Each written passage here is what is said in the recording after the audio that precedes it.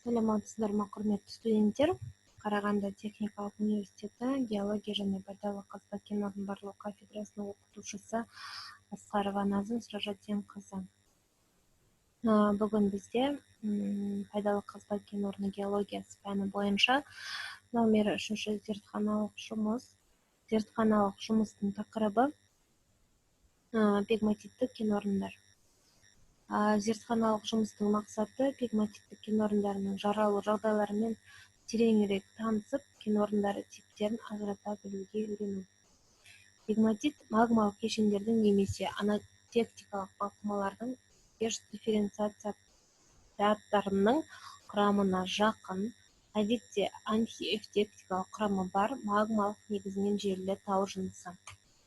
Пегматит тереңдік массивте қатаюының аяқ сатысында қалыптасатын минералдық құрамы, морфологиясы, құрылымы мен генезисі бойынша өзіндік сипатқа ие соң магмалық дене.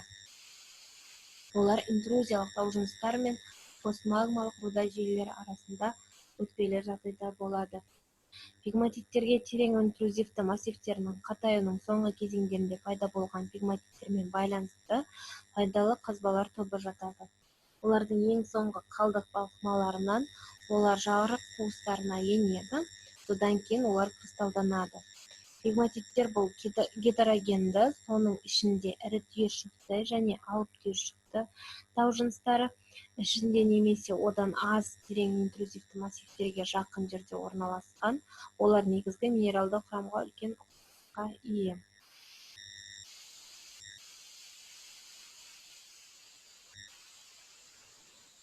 Пегматиттердің денелері тамырлы немесе линзалы пішімді және көбінесе аймақтық ішкі құрылымға ие. Олар әртүрлі минералды құрамның концентрлік әртүрлі түйіршікті аймақтарының болуымен ерекшеленеді. Көбінесе оларды құрайтын минералдардың бұрынғы қауымдастықтарының орнын басу іздері бар. Пегматиттерге кез келген құрамды интрузиялық тау жыныстары да кездеседі, бірақ олардың арасында басым таралғаны және жетекші мәнге ие болатыны гранит пегматиттер, кейде сілтілі және ультранегізді пегматиттер. Пегматиттер геосинклиналды аймақтардың түзілімдерінде, сондай-ақ платформалық белсендіру аймақтарында болады. Пегматиттер әрдайым өте терең, әдетте әртүрлі, бірақ негізінен қышқыл құрамдағы көп фазалы интрузивті массивтермен байланысты. Олар ең көп таралған қышқыл граниттік, флюдалы кварц поливашпатты пегматиттермен байланысты. Қышқыл пегматиттерде кварц пен микроклиннің өну құрылымы жиі байқалады, ал сұр кварц дәндерінің өсуі ежелгі жазбаларға ұқсайды. Сілтілі интрузиялармен байланысты және негізінен эгерин, поливашпат, нефилин құрамы бар және кейде апатиттің едәуір мөлшері бар пегматиттер, сондай-ақ титан, цирконий, ниоби және сирек кездесетін элементтер аз кездеседі. Негізгі және ультранегізді интрузиялармен байланысты және негізгі және орташа плагиоклаз, момтах, пироксин, оливин, амфибол, биотит және апатит, гранат, титаномагнетит, титанит, циркон және кейде пиратин, пенталандин, халькопирит бар пегматиттер одан да аз байқалады.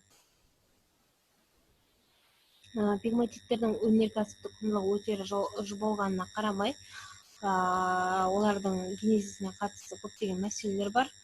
Бұл олардың типтерінің көптігіне, құрылысының құрамының заңдылықтарын анықтаудың күрделілігіне байланысты. Пегматит денелерінің негізгі жыныстармен байланысының сипаты және олардың үш құрылымның ерекшеліктері бойынша зерттеушілердің көпшілігі пегматиттерді үш құрылымдық топқа бөледі. Бірінші, пегматиттер өткір контактілермен және әртүрлі көріну дәрежелері бар жыныстарға қатысты секциялық позициямен метасоматоздың болмауынан бастап нақты дамуына дейін және денелердің ішкі құрылымының зоналығына дейін. Екінші, денелердің ішкі құрылымының метасоматикалық ауыстырылуының және аймақтылығының қарқынды көрінісі бар жыныстармен айқын жанасулары бар пегматиттер. Үшінші, пегматит денелері көбінесе изометриялық және линзалы пішімді қайта кристалдану және пегматиттерге біртіндеп ауысатын тау жыныстарының орнын басу іздері бар.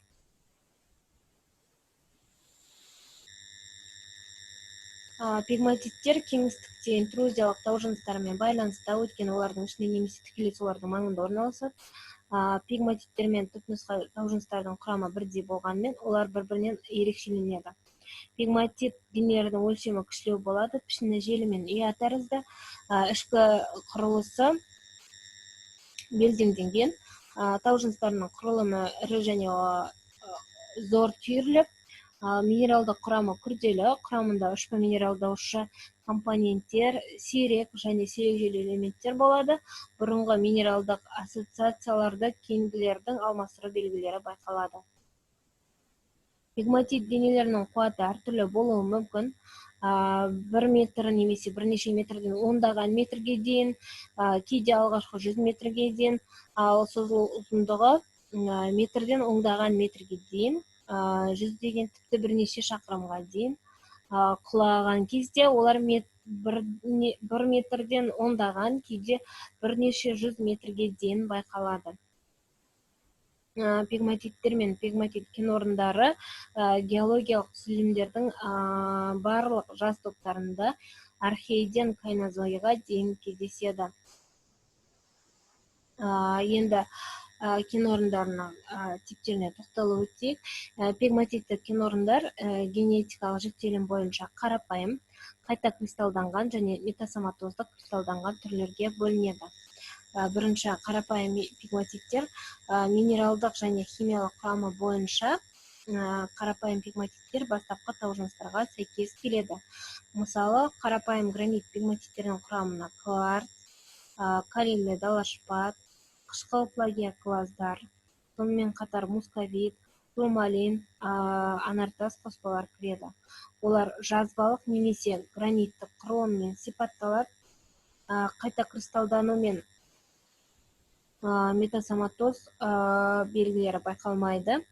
Қарапайым пегматиттер арасында өнеркәсіптік мәнге кварц далашпатты кенорындар ғана ие.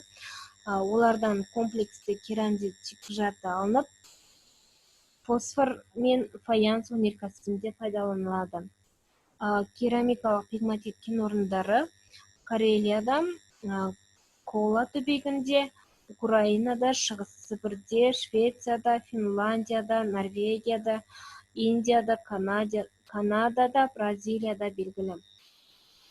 Қайта кристалданған пегматиттер, бұл пегматиттер үшін әртүрлі кристалды ірі және зор түйірлі құрылым тән. Ол бастапқы заттың газдық суық ерітінділер ықпалынан қайта кристалдану нәтижесінде қалыптасады.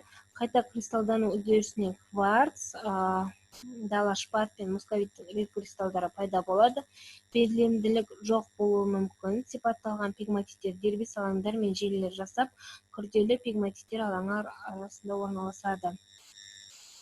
Суретте қайта кристалданған пегматиттердің құрылысы мысал ретінде берілген. Қайта кристалданған пегматиттер мен мусковиттің бірегей өнеркәсіптік көзі болып табылатын мусковит, кварц, далашпат кенорындары байланысты.